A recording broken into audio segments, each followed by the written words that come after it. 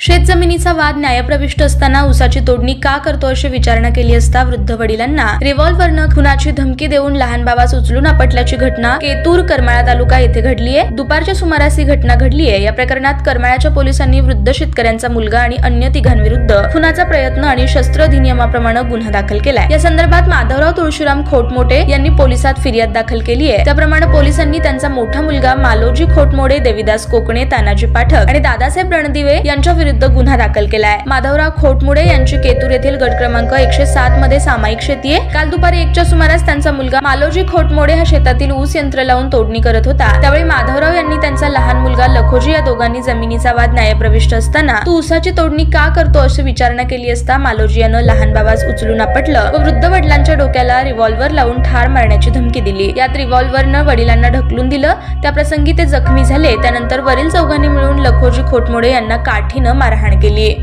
ताज्या बातम्या पाहण्यासाठी प्राईम मीडिया न्यूज चॅनलला सबस्क्राइब करा आणि बेल आयकॉन प्रेस करा।